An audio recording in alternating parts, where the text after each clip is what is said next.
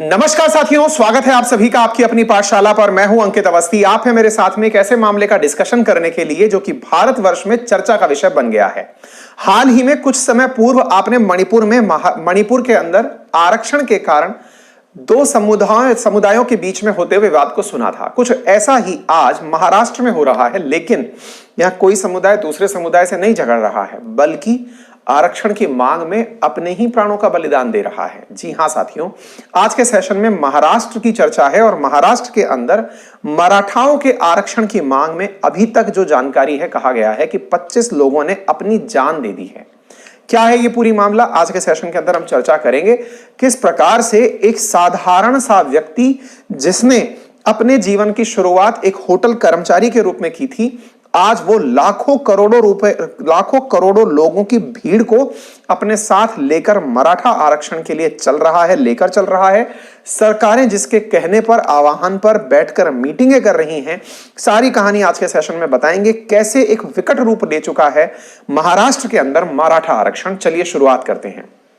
आप ये जो भीड़ देख रहे हैं, इस भीड़ के अंदर यहां पर इस व्यक्ति की तस्वीर आपको दिखाई दे रही है। मनोज नाम का ये जो व्यक्ति है, इसने अपने आह्वान से महाराष्ट्र में मराठाओं को आरक्षण देने का आंदोलन बुलंद किया है। लाखों करोड़ों लोगों की भीड़ सड़कों पर उतरी हुई है। महाराष्ट्र के 2 जिलों के अंदर कर्फ्यू लगा हुआ है। कई जगह प्रदर्शन हो रहे हैं। मराठवाड़ा जो पर्टिकुलर क्षेत्र है, वहां तो सब जगह लगभग आंदोलन चल रहे हैं। और मराठाओं की जो भीड़ है, जिसके चलते महाराष्ट्र को बंद करने की नौबत आ रही है। हद तो यह हो गई कि जो विधायकों के घर हैं, उन्हें आग लगाई जानी शुरू हुई। जब एक विधायक के घर पर आग लगाई गई तो यह नेशनल न्यूज बन गया और दुनिया का ध्यान इस तरफ चला गया, क्योंकि लोग अब उग्र होने लगे थे। यहां पर अपडेट निकल कर आता है, curfew impose in Dharashiv district amid Maratha quota state situation under control in Beed 49 arrested. Type से खबर अक्टूबर 31 को निकल कर आती है। धाराशिव हो, पुणे हो या फिर अन्य जिले जहां पर भी इस प्रकार की जगह आपको दिखाई दे रही है, वहां पर एजिटेशंस, प्रदर्शन सब चल रहे हैं। मराठा रिजर्वेशन को लेकर के लोग सड़कों पर हैं। डिटेल जानकारी इसके इतिहास से लेकर, वर्तमान से लेकर के क्या संवैधानिक उपबंध किए जा सकते हैं, क्या सरकारें इस बात को रिजॉल्व करने में अभी तक नाकामयाब रही हैं, किस तरह से मराठा रिजर्वेशन सुप्रीम कोर्ट की एक गाइडलाइन के चलते अटका हुआ है, एक फैसले के चलते अटका हुआ है, सारी बातें आपको शुरुआत से लेकर आज की स्थिति तक समझाएंगे।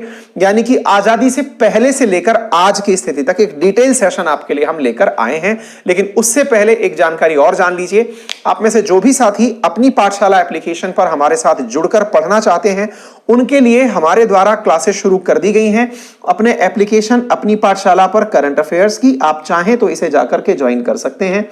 इसके अलावा आप लोगों के लिए कल से यूपी पीसीएस करके जो हमारा जो चैनल है पाठशाला पीसीएस करके, वहां पर आप लोगों के लिए एक बेहतरीन चीज लेकर के मैं पधार रहा हूं। आप पहुंचिएगा सभी लोग। एक सेकेंड, मुझे थोड़ा सा क्या है, वो वीडियो कट हो रहा है।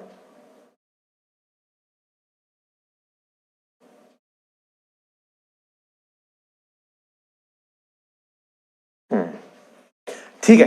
इसके अलावा बाकी जो भी चीजें हैं आप लोगों के लिए, चाहे आरएएस मेंस के नोट्स हों, आरएएस के नोट्स हों, ये सारी चीजें हमारे द्वारा आपको उपलब्ध कराई गई हैं।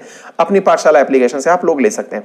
अच्छा, आप में से बहुत सारे लोग जो है ना, आखिरी बार जुलाई में मेरा फाउंडेशन बैच आया था, जिसमें हिस्ट्री, ज्योग्राफी, पॉलिटी, इकोनॉमी का बैच मैंने अपने द्वारा पढ़ाने के लिए आप लोगों का बैच अनाउंस किया था।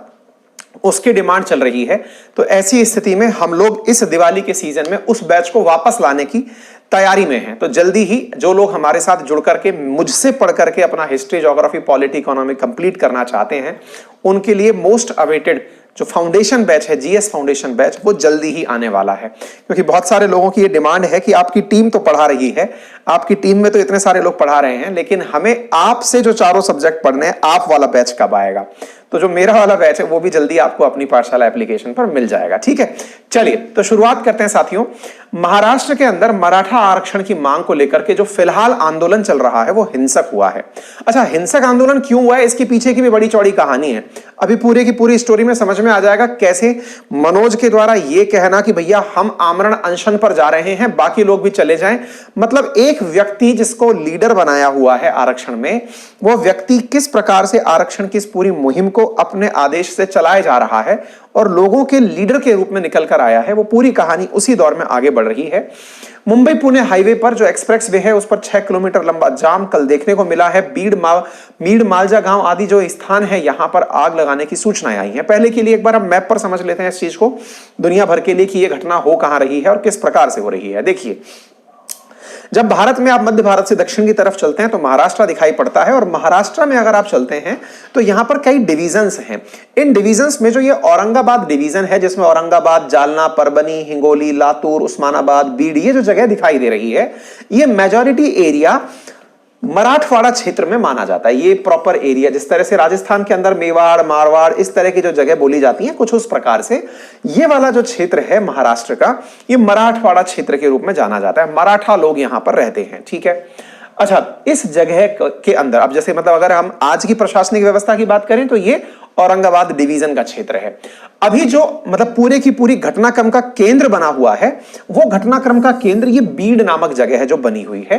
बीड के साथ साथ अहमदनगर, उस्मानाबाद, यहां पर जैसे अब थोड़ा थोड़ा अगर आप दूसरी तरफ चलें तो अहमदनगर, पुणे, तो बीड में जब केंद्र बना हुआ है इस घटना का, तो यहां पर प्रदर्शन होते हुए दिखाई पड़ रहे हैं। बाकी जो आसपास की जगह परभनी, जालना, यहां पर उग्र प्रदर्शन हो रहे हैं, ठीक है। आप देख सकते हैं ये रहा बीड शहर, जहां पर उस्मानाबाद और बीड दोनों जगह पर कर्फ्यू लगा दिया गया। अब देखिए, ये बीड रहा, ये उस्मानाबाद, इन दोनों जगह पर कर्फ्यू लगाने की खबर निकल करके आ रही है। और तो और यहां पर पिछले 13 दिनों से प्रदर्शन चल रहे हैं। 12 घंटों में 3 लोगों द्वारा सुसाइड की कोशिशें की जा चुकी हैं। इससे आप अंदाजा लगा सकते हैं, ठीक है। आप यहां देखें, इस मैप को देख करके आप समझ सकते हैं बीड, धाराशिव, लातूर, नांदेड़, हिंगोली, परभनी, जालना, इन सभी क्षेत्रों के अंदर आंदोलन चल रहा है। ये भीड़ अपने आप में बताने के लिए काफी है कि ये क्या चल रहा है ना। ऐसे यहां पर अहमदनगर, पुणे में देखें तो प्रदर्शन चल रहे हैं, ठीक है। अच्छा, अब इस स्थिति को ध्यान में रखते हुए 30 अक्टूबर को मतलब ये पूरा मराठा आरक्षण का मामला तब निकल करके आया जब एनसीपी जो पार्टी है उसके अजीत पवार गुट के विधायक रहे हैं प्रकाश सोलंके, उनके घर पर पथराव करके आगजनी करके इस प्रकार से आग लगा दी गई। हालत यह है, इस भीड़ के प्रभाव में आकर के, इतनी बड़ी लाखों लोगों की संख्या के प्रभाव में आकर के फिलहाल कई एमपी एमएलए ऐसे हैं जिन्होंने अपने पदों से रिजाइन करने का निर्णय ले लिया है, क्योंकि भैया ये जनता है, इतनी बड़ी भीड़ जिस आदमी के साथ खड़ी हो, जिस मांग को लेकर खड़ी हो, ऑब्वियस सी बात है जनता के पीछे, जनता के कारण ही तो विधायक और सांसद बनते हैं। तो कई विधायक और सांसदों ने कहा साहब हम अपनी सदस्यता छोड़ने को तैयार हैं, हम इस मुद्दे पर, इस मराठा आरक्षण की मांग के साथ हैं। अच्छा, अब थोड़ा और बढ़ते हैं, क्या कहानी है, थोड़ा अब इतिहास को लेकर चलते हैं। कहते हैं कि 121 साल पहले मराठा आरक्षण की नींव डली थी।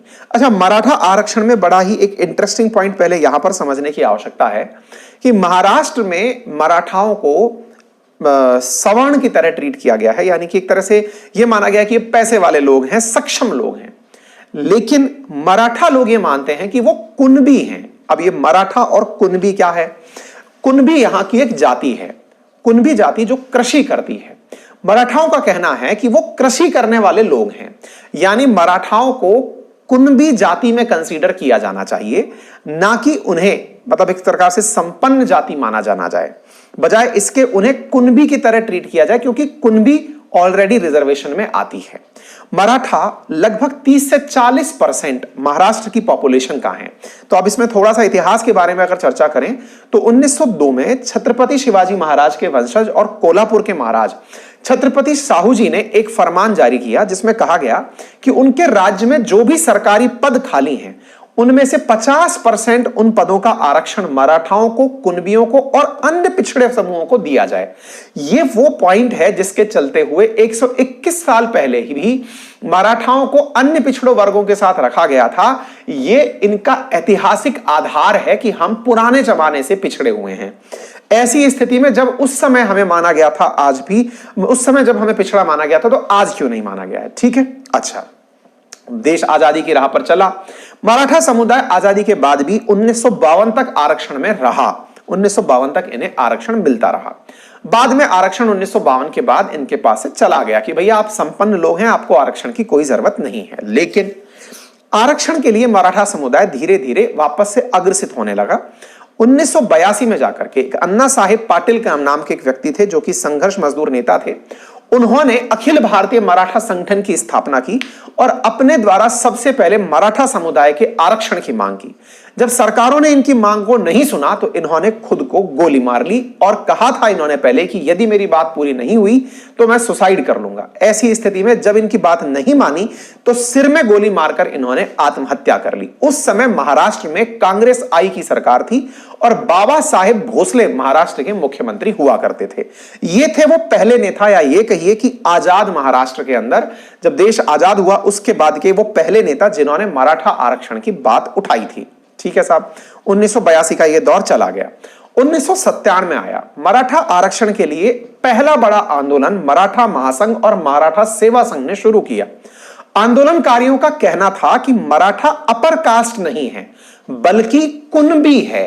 मतलब ये अपर कास्ट नहीं है, ये लोग कुणबी हैं, यानी मराठाओं को कुणबी कंसीडर किया जाए जो कि खेती और किसानी करते हैं, उस समुदाय के अंदर उन्हें माना जाए। फिर राजनीति की एंट्री हुई। 2008 से 14 के बीच में पूर्व मुख्यमंत्री शरद पवार जो एनसीपी पार्टी के नेता रहे और विलासराव देशमुख ने मराठा आरक्षण की मांग को अपना समर्थन दे दिया। अगले कुछ सालों तक कई राजनीतिक दलों ने मराठा आरक्षण पर अपना समर्थन जताया। फिर 2014, ये सारे मैं पड़ाव बताते बताते ला रहा हूं आज की स्थिति तक कि आज क्या है ऐसी स्थिति जिसके चलते आज इतना ज्यादा ये ज्वलंत मुद्दा बन गया है। साल 2014 में चुनाव से पहले तत्कालीन मुख्यमंत्री पृथ्वीराज चौहान ने सरकारी नौकरियों में और शैक्षणिक संस्थानों में मराठाओं को 16% आरक्षण देने का अध्यादेश ला दिया कि भैया हम अध्यादेश लेकर आए इस प्रकार से। 2014 में कांग्रेस और एनसीपी सरकार चुनाव हार गई और बीजेपी शिवसेना की सरकार में देवेंद्र फडणवीस मुख्यमंत्री बने। नवंबर 2014 में बॉम्बे हाईकोर्ट ने इस अध्यादेश पर रोक लगा दी। ऑर्डिनेंस पर जो आर्टिकल 123 के पावर के तहत आता है, राज्य के द्वारा ऑर्डिनेंस 213 के द्वारा लाया गया और इस अध्यादेश को बॉम्बे हाईकोर्ट ने रोक दिया। फडणवीस सरकार ने मराठा आरक्षण को लेकर एक समिति का गठन किया जिसका नाम था एमजी गायकवाड़ की समिति, और इस समिति ने पिछड़ा वर्ग आयोग को बना करके, यानी पिछड़ा वर्ग आयोग बना इसकी अध्यक्षता में, और इन्होंने सिफारिश के आधार पर फडणवीस सरकार ने social and educationally backward class act के विशेष प्रावधान के तहत मराठाओं को आरक्षण दे दिया। यानी कि कानून बना करके फडणवीस सरकार के द्वारा मराठाओं को आरक्षण दे दिया गया। फडणवीस सरकार ने मराठाओं को 16% का आरक्षण दिया, लेकिन बॉम्बे हाईकोर्ट जो कि पहले अध्यादेश को रोक चुकी थी, अब उसने फिर से इसमें रोक लगाई, लेकिन इस बार 16% को उसने 12% और 13% में कन्वर्ट कर दिया। कहा कि सरकारी नौकरियों में 13% आरक्षण दिया जाना चाहिए और शैक्षणिक संस्थानों में 12% आरक्षण दिया जाना चाहिए। कुल मिलाकर बात यह है कि 2014 के अंदर जो आरक्षण फडणवीस सरकार के द्वारा लाया गया उसे हाईकोर्ट की भी एक प्रकार से परमिशन मिल गई। सब कुछ सही चल रहा था। वर्ष आता है 2021 और सुप्रीम कोर्ट की एंट्री होती है। सुप्रीम कोर्ट ने इस आरक्षण को रद्द कर दिया। रद्द क्यों किया? क्योंकि सुप्रीम कोर्ट का कहना था कि किसी भी राज्य में आरक्षण 50% से अधिक नहीं हो सकता, क्योंकि इंदिरा साहनी मामले में पहले ही यह निर्धारित हो रखा है कि आरक्षण की सीमा 50% की सीमा को लांघ नहीं सकती। बस यहीं पर खेला हो गया। 50% की सीमा तोड़कर आरक्षण आगे चला गया। अब आरक्षण को तोड़ दिया, यानी कि सुप्रीम कोर्ट ने मराठा आरक्षण को रद्द कर दिया। मराठा पॉपुलेशन जो महाराष्ट्र की 12 करोड़ पॉपुलेशन में 33% स्थान रखती है, उसके द्वारा आरक्षण की मांग और तेजी पकड़ने लग गई, क्योंकि सुप्रीम कोर्ट ने बकायदा 5 जजेस की खंडपीठ ने मराठा रिजर्वेशन को असंवैधानिक करार दे दिया। 2021 के बाद से आज आप 2023 में खड़े हुए हैं। महाराष्ट्र के अंदर अगर यह रिजर्वेशन दे दिया जाता तो 68% रिजर्वेशन कंसीडर किया जाता। अब आती है इनकी एंट्री कि भैया इनका, अब आपको लगेगा जब सुप्रीम कोर्ट मना कर चुकी है तो फिर ये मनोज जो हैं, ये क्यों इस तरह की, मनोज जरांगे नाम के जो व्यक्ति हैं, ये इतना बड़ा आंदोलन क्यों कर रहे हैं? तो इसके पीछे की कहानी भी समझ लीजिए। देखिए, भारत सरकार के द्वारा हाल ही में केंद्र सरकार के द्वारा इकोनॉमिकली वीकर सेक्शन के लिए 10% आरक्षण दिया गया था, ईडब्ल्यूएस सेक्शन के लिए। जब 10% ईडब्ल्यूएस को रिजर्वेशन दिया गया तो फिर एक बड़ा सवाल बनकर आया कि जब ईडब्ल्यूएस को 10% रिजर्वेशन मिल सकता है, 50% की सीमा टूट करके अतिरिक्त सीमा बन सकती है, तो फिर मराठाओं को आरक्षण क्यों नहीं मिल सकता? यानी एक प्रकार तो सुप्रीम कोर्ट कहती है कि 50% से ऊपर नहीं हो सकता, लेकिन केंद्र सरकार के द्वारा संपूर्ण भारत में इकोनॉमिकली वीकर सेक्शन के लिए 10% आरक्षण उस 50% की सीमा के बाहर दे दिया गया। तब सुप्रीम कोर्ट अभी तक कुछ कर नहीं पाई। ऐसी स्थिति में इनका कहना है कि क्यों ना ऐसा ही प्रावधान फिर से लाया जाए और मराठाओं को आरक्षण दिया जाए। आपने अपना आंदोलन शुरू कर दिया। तो फिलहाल आंदोलन के नेता कौन है? मनोज जरांगे हैं। मनोज जरांगे जो कि मराठा आंदोलन की अगुवाई कर रहे हैं, ये बीड़ के रहने वाले हैं। वही बीड़ जो मैंने आपको बताया मराठवाड़ा क्षेत्र के अंदर है। इन्होंने जालना में एक होटल में काम किया था। उसके बाद में फिर ये सामाजिक कार्य शुरू किए। 2015 से 23 के बीच में अभी तक ये 30 से ज्यादा आंदोलन कर चुके हैं।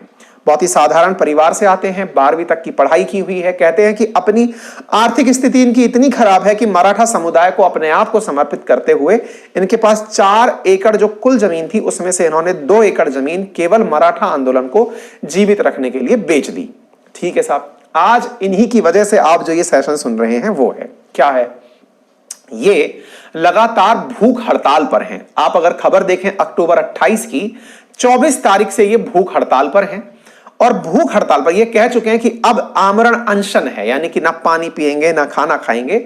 और अगर इन्हें कुछ हो गया तो इसका मतलब समझ सकते हैं कि ये जो भीड़ है जो कि केवल इनके आवाहन पर, यानी इनको देखकर कि हमारा नेता हमारे लिए संघर्ष कर रहा है, न्यूज है कि 25 लोग अभी तक आत्महत्या कर चुके हैं। आप विचार कीजिए कि ये अपने आप में कितना बड़ा एक आंदोलन बन चुका है। ठीक है, अब इनके बारे में भी सुन लीजिए।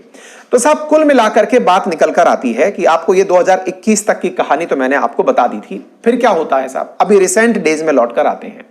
रिसेंट डेज में होता क्या है कि मराठा फिर से एकत्र होने शुरू होते हैं। 2019 के अंदर देखिए, अब यहां पर एक चीज समझने वाली क्या है कि फडणवीस सरकार के द्वारा आरक्षण दिया गया। उसके बाद में फिर उद्धव ठाकरे सरकार आई। उद्धव ठाकरे सरकार के द्वारा भी प्रॉपर तरीके से यह प्रयास किया गया कि इन्हें ईडब्ल्यूएस में जगह दे दी जाए। कुल मिलाकर के कोई भी पार्टी, राजनीतिक पार्टी इस समय महाराष्ट्र में ऐसी नहीं है जो मराठाओं को रिजर्वेशन देने का विरोध करती हो। अब विरोध तो केवल सुप्रीम कोर्ट कर रही है, बाकी सब लोग यूं समझिए कि समर्थन ही कर रहे हैं। 1 सितंबर के दिन मराठा आरक्षण की मांग कर रहे लोगों ने जब आंदोलन किया तो उनके ऊपर पुलिस ने डंडे बरसा दिए। इसके बाद आंदोलन थोड़ा उग्र हो गया। उग्र इतना हुआ कि शिंदे, जो कि वर्तमान में एकनाथ शिंदे महाराष्ट्र के मुख्यमंत्री हैं, उन्होंने पुलिस पर ही जांच बिठा दी। पुलिस के जो अधिकारी थे उनमें से एक को छुट्टी पर भेज दिया, 2 अधिकारियों को वहां से ट्रांसफर कर दिया और बाकायदा कहा कि जो चाहते हैं मैं इसके ऊपर जांच बिठा सकता हूं, यह आदेश मेरा नहीं था। कोई बात नहीं। अब इंटरनल पॉलिटिक्स चल रही है कि एक राजनीतिक पार्टी दूसरी राजनीतिक पार्टी के ऊपर आरोप लगा रही है कि आप लोगों ने जानबूझकर यह सब आरक्षण के अंदर मार पिटाई का माहौल बनाया था। खैर, फिलहाल के लिए यहां पर जो आरक्षण की मांग चल रही है, तारीखों के साथ अगर हम आगे बढ़े तो सितंबर के अंदर 4 सितंबर की तारीख की खबर है, देवेंद्र फडणवीस जी जो कि यहां पर डिप्टी सीएम है और होम मिनिस्ट्री का चार्ज है, इन्होंने मराठा एजिटेशन लीडर मनोज जरांजे को अपने साथ बातचीत करने के लिए बुलाया और कहा कि भैया आपकी जो मांग है वो मांग ये है कि आपको आरक्षण चाहिए। आरक्षण के अंदर आपका मानना यह है कि कुणबी जो जाति है उसके पास ओबीसी का दर्जा है। आप लोग अपने आप के बारे में कहते हैं कि हम भी कुणबी हैं, तो एक काम करते हैं कि आपको कुणबी मान लिया जाए, तब तो कोई दिक्कत नहीं है। बोले हाँ, फिर तो कोई दिक्कत नहीं है। अच्छा, तो इसकी थोड़ी सी कहानी और पुरानी चलती है। और पुरानी जानकारी क्या है, हैदराबाद में जब निजाम का शासन हुआ करता था तो वो मराठवाड़ा क्षेत्र तक निजाम एरा काल में कुणबी जाति में जो लोग कंसीडर मराठवाड़ा के किया जाते थे, बोले अगर आपके पास वो सर्टिफिकेट है जो कि 1948 तक का, जिसमें यह पता चलता है कि निजाम एरा में, यानी निजाम का जब शासन हुआ करता था तब मराठवाड़ा क्षेत्र में कुणबी जाति का आपके पास कागज था, तो आप लेकर आ जाइए, आपको कुणबी में ही कंसीडर कर लिया जाएगा। अब फिर से समझते हैं, थोड़ा सा यहां पर क्रिटिकल पॉइंट हो गया। क्या? बुला करके इनसे कहा गया कि समाधान बताओ, समाधान क्या है? कुणबी जाति रिजर्व है, बोले हाँ। मराठा कुणबी बनना चाहते हैं, बोले हाँ। तो बोले एक काम करें, बोले क्या? बोले आप लोग निजाम के समय में, अगर आपको लगता है कि उस समय में आपको कुणबी कंसीडर किया जाता था, तो उनका डॉक्यूमेंट ले आइए। कुणबी जाति का आप डॉक्यूमेंट ले आइए, आपको हम कुणबी कंसीडर करके आरक्षण उसी में ही बढ़ाकर दे देंगे। ये बात हो गई। यानी भाई एक जाति में मराठा वाले क्षेत्र वाला ये जो क्षेत्र है मराठवाड़ा, यहां के लोगों को कुणबी कंसीडर कर लिया जाएगा। ठीक है साहब। कुणबी समुदाय क्यों? क्योंकि कुणबी समुदाय के पास ओबीसी का सर्टिफिकेट है। 1948 तक जब निजाम का यहां पर शासन था तो मराठाओं को कुणबी माना जाता था। तो यहां पर अब सीधी बात यह आ गई कि अगर आपके पास में वो कागज है जिसमें आपको पहले कुणबी माना जाता था, आगे आ जाओ।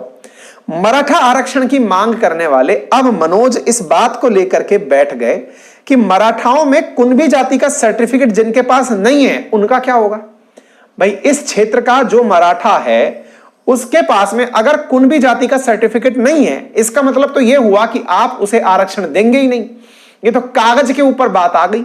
भाई किसी के पास कागज नहीं है तो क्या करेंगे? किसी के पास 1948 के डॉक्यूमेंट ना हो, जरूरी थोड़ी है। भाई आज आपसे अगर कोई मान ले 1948 का कोई डॉक्यूमेंट है क्या आपके पास, संभवतया ना हो, तो ऐसी स्थिति में बोले फिर उनका क्या होगा? बोले ऐसे नहीं चलेगा। मनोज ने कहा जो इस क्षेत्र में रहने वाले मराठे हैं, जिनको मराठा कह दिया गया है, एंसेस्ट्रल, जिनके पिताजी माताजी मराठा थे, भैया उनको सबको आरक्षण दिया जाना चाहिए। तो वो भाई साहब इस बात को लेकर बैठ गए कि नहीं, कागज पत्री हटाओ, सीधा आरक्षण पर आओ।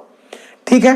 इस बात को लेकर के इन्होंने बकायदा सितंबर में सरकार को बकायदा 1 महीने का फुल नोटिस दिया, टाइम दिया कि आप आराम से डिसाइड कर लो कब तक आप हमें आरक्षण दे दोगे।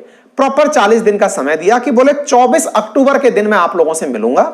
ये मनोज जरांजे ने सरकार को अल्टीमेटम देकर के कहा कि फिलहाल के लिए तो मैं अपना आंदोलन तोड़ता हूं और तोड़ करके आप लोगों के साथ में मैं यही कहता हूं कि भाई ये इन्होंने आरक्षण तोड़ा था, देखिए पानी मतलब आंदोलन तोड़ा था 15 सितंबर की ये तस्वीरें आपके सामने। इन्होंने कहा ठीक है कोई बात नहीं, आपके पास पूरे 40 दिन का समय है, जो रास्ता निकाल सकते हो रास्ता निकालो।